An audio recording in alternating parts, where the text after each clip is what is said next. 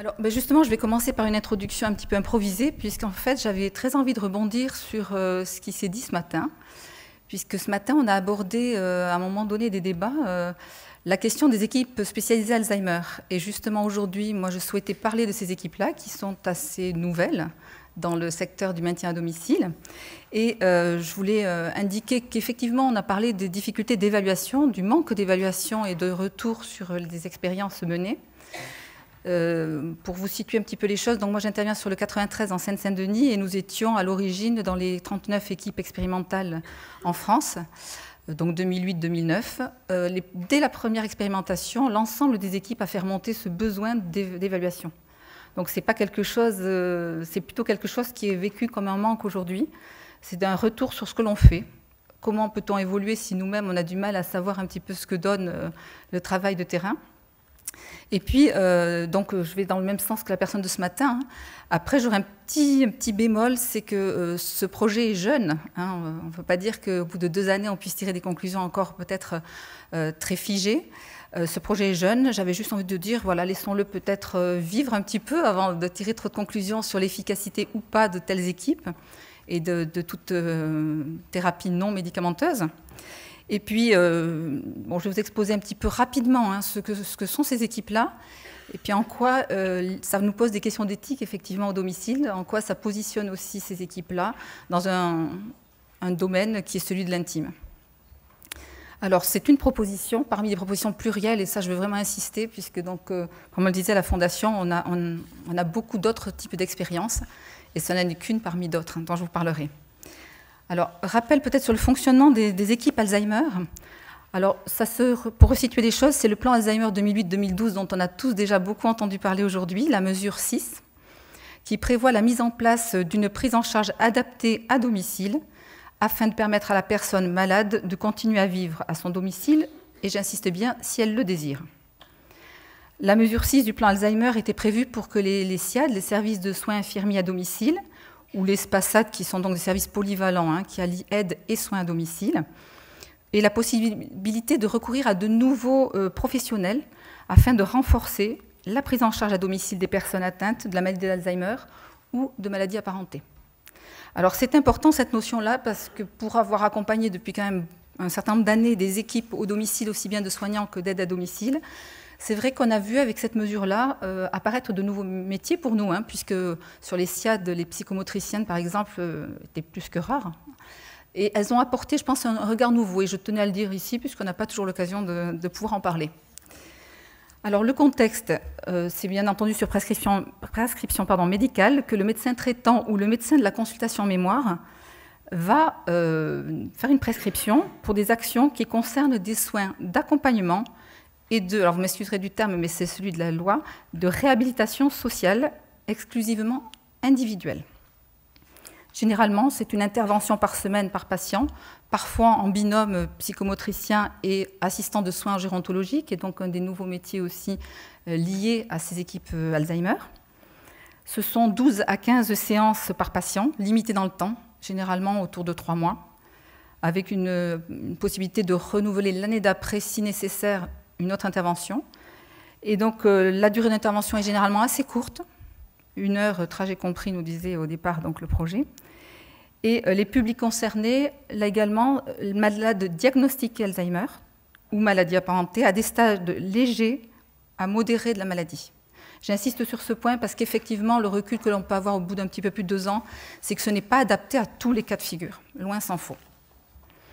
Alors, les séances, l'objectif, c'était de solliciter en fait et d'entretenir les capacités du sujet dans sa vie quotidienne et dans son milieu, faciliter donc ce quotidien, soutenir l'autonomie, rechercher également un bien-être. Alors, les moyens, ils sont divers et variés. Les psychomotriciens ont beaucoup de ressources en ce domaine. Ça peut être des stimulations cognitives, des petits jeux de mémoire, des jeux d'orientation, des jeux de reconnaissance, des petits exercices de langage. Dans d'autres cas, ce seront des stimulations sensorimotrices, tout ce qui est locomotion, gymnastique douce. Et en fait, le dernier volet, la réhabilitation sociale, qui était bien souvent axé autour des sorties, C'est-à-dire que le domicile, ma collègue n'a pas eu le temps de tout à fait finir, mais la bulle, de temps en temps, elle se crève, elle laisse passer un petit peu de liberté et on sort du domicile. Je vous rassure, on n'est pas tout le temps au domicile. On peut sortir du domicile, y compris quand on est Alzheimer. Alors, des jeux de rôle également. Et dans les actes de la vie quotidienne, réapprendre aussi des choses parfois. Enfin, réapprendre, c'est un très mauvais terme, réapprendre. C'est restimuler ce qui est encore, ce qu'on peut encore stimuler sur des actes très simples de la vie quotidienne. Ça peut être se repérer dans son appartement, retrouver la possibilité de soi-même se faire à manger, enfin des choses vraiment ce que nous, on estime de la vie de tous les jours. Alors, je fais juste un petit rappel pour faire le lien avec l'éthique, justement. Un petit rappel sur les principes fondamentaux de la réflexion éthique. Je ne vais pas rentrer dans les détails parce qu'il y en a qui l'ont fait bien mieux que moi hier. Hein. Je pense qu'Éric Fiat, en parlant de la dignité, a été quand même assez clair sur cette question-là. Mais je reprendrai quand même les grands principes. Le principe d'humanité et de dignité. La qualité d'être humain et la dignité de chacun sont inaliénables, quel que soit son état, sa situation, et j'insiste, son histoire. Le principe de solidarité, la responsabilité collective d'aide mutuelle et la responsabilité envers le plus vulnérable de lui porter assistance. Le troisième principe, celui d'équité et de justice, la reconnaissance et le respect des droits de chacun. Et le principe d'autonomie, chacun doit pouvoir gouverner sa vie librement, y compris dans les actions les plus quotidiennes et dans les choix thérapeutiques proposés. Maintenant qu'on a remis le cadre, on va dire, je vais passer peut-être plus à ce qui m'occupe aujourd'hui, l'éthique au quotidien, mais j'ai pris un angle effectivement qui limite au travers les équipes d'Alzheimer. Alors, je me permettrai d'emprunter une phrase qui me semble bien situer le contexte au professeur François Blanchard, du CHU de Reims, qui disait que la personne atteinte de maladie d'Alzheimer veut être aimée, considérée, se sentir digne d'intérêt, utile à quelque chose. Quelles sont donc les conditions indispensables à un maintien à domicile respectueux du sujet qui fait appel à nous? Quels enseignements pouvons-nous tirer des 2 ans de fonctionnement des équipes Alzheimer à domicile? Ce sont les 2 questions auxquelles je vais essayer de vous répondre aujourd'hui. Alors, respecter le sujet, c'est avant tout respecter le sujet dans son identité propre. En effet, je voudrais insister sur l'importance du premier contact, tant avec la personne aidée que ses proches. Il existe, c'est évident, on l'a tous largement vu depuis 2 jours, un lien intime entre eux, un lien complexe, qui induit souvent amour, mais parfois aussi renoncement, souffrance. La maladie change la relation. Je vous renvoie juste au film de Patrice Dubos, qui était quand même effectivement très parlant à ce sujet, où on a vu qu'il y a une grande richesse de réaction à l'égard aussi de cette maladie-là. On ne réagit pas tous pareil, de la même façon, et on ne dit pas les choses tous tout à fait de la même façon. Enfin, nous arrivons, nous, équipe Alzheimer, dans un temps T de l'histoire de la personne. Nous pénétrons dans sa sphère privée, dans la petite bulle dont on parlait, dans son intimité. Les équipes à domicile ont à s'adapter à ses habitudes de vie. Cela inverse quelque peu la relation soignant-soigné traditionnelle.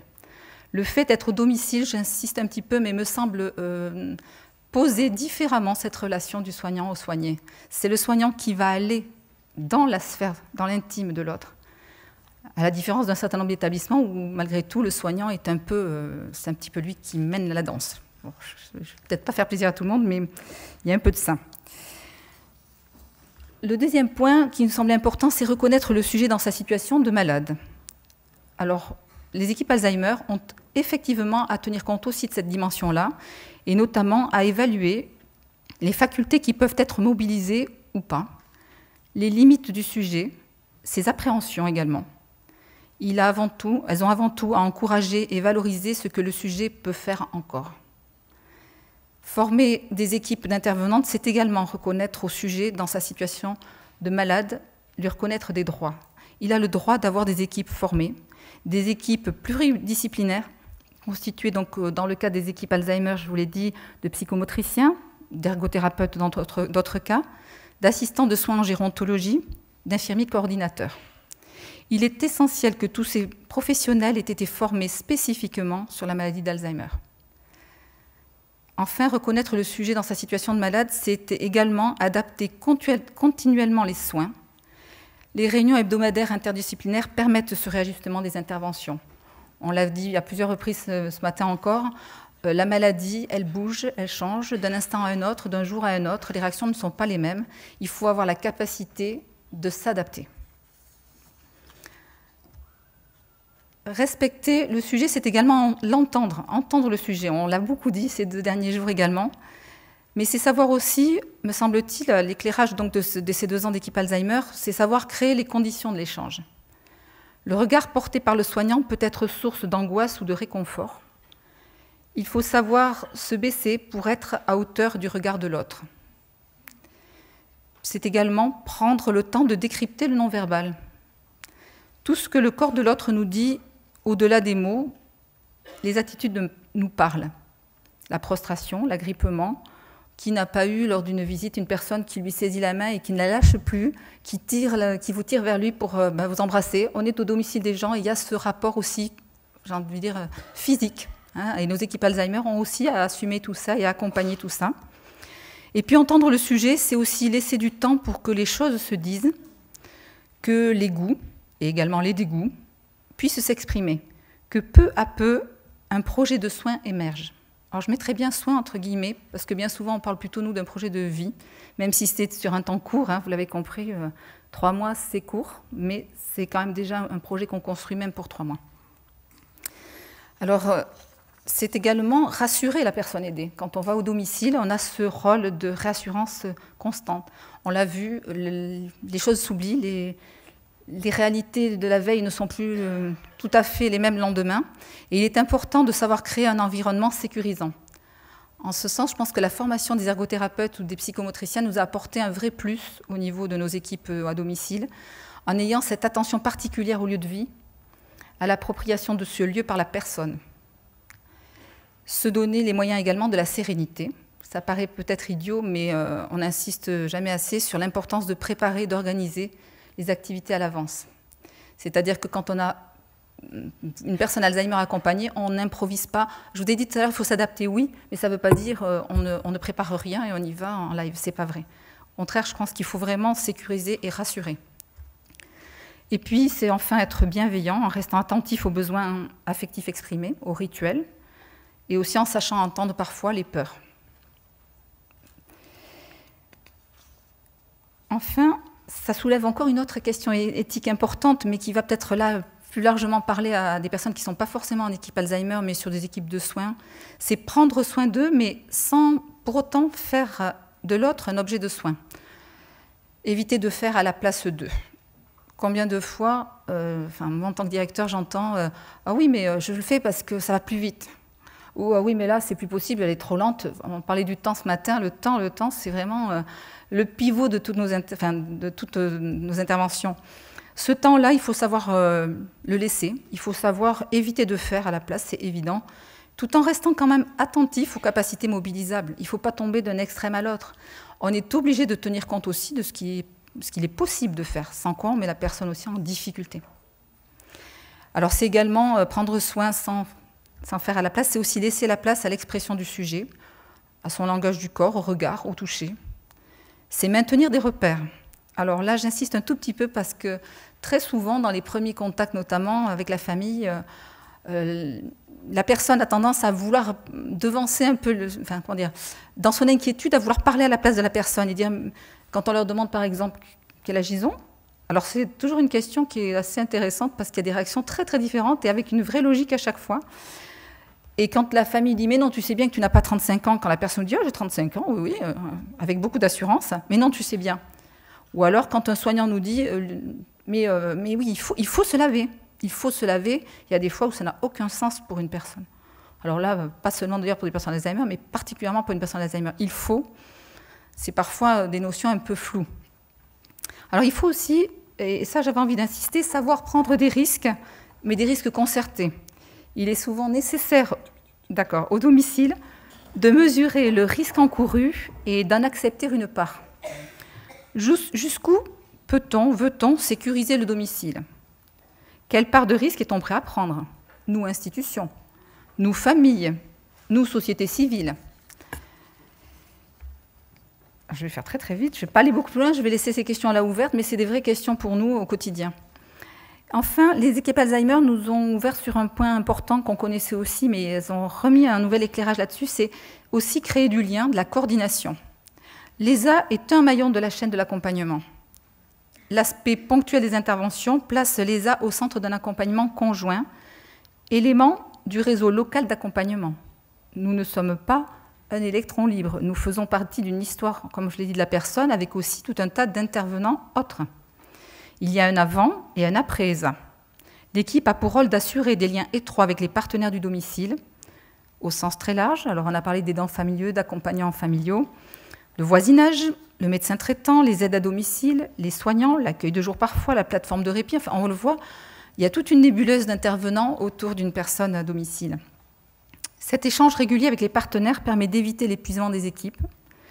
C'est également un garde-fou au risque de maltraitance auquel les équipes sont exposées. Le domicile est parfois un huis clos. Le regard pluriel des équipes est indispensable. En 2011, pour vous donner une petite information peut-être plus pratique, dans 48% des cas, les personnes chez qui nous sommes intervenus dans le cadre de l'ESA 93 vivaient seules au domicile. Alors, pour conclure, je vais faire très très rapidement aussi, mais on a entendu hier Blandine dire qu'effectivement, il fallait savoir changer de lunettes. Et j'aime bien cette expression-là, et j'avais très envie de la reprendre, mais peut-être dans un sens encore plus large. Changer de lunettes, savoir changer de lunettes, c'est aussi savoir changer notre regard les uns envers les autres. Le sanitaire par rapport au médico-social, le médecin par rapport à l'aide-soignante. Enfin voilà, je peux prendre 10 tonnes d'exemples. Mais changer de lunettes, je pense que dans nos métiers où on est dans de l'accompagnement de l'humain, c'est indispensable et c'est le seul garant que l'on a pour être vraiment nous efficaces. Enfin, si je ne devais retenir qu'un terme pour ces équipes Alzheimer, je choisirais un mot qui a été aussi beaucoup utilisé. En passant à la fin, on répète beaucoup, je suis navrée, c'est le mot d'humilité. En effet, on prend soin d'eux, on l'a dit, on stimule les capacités cognitives, on restaure l'estime de soi, on renoue un certain dialogue, on partage le plaisir de faire ensemble. Mais à ce jour, on ne guérit pas les personnes atteintes de la maladie d'Alzheimer. On s'inscrit dans l'instant présent afin d'accompagner au mieux, au quotidien, à leur domicile, les personnes qui font appel à nous et leurs proches. Par la perte des repères, la transformation des liens affectifs, l'oubli des mots, les personnes que nous accompagnons mettent parfois à mal nos propres repères, nos convictions de soignants. Elles nous déstabilisent. Alors que la raison vacille, que la mémoire s'estompe et que la vulnérabilité s'accroît, nous nous devons de rester plus vigilants encore sur le sens de ce que nous faisons, mais également sur la société que nous construisons, société de solidarité envers les plus vulnérables.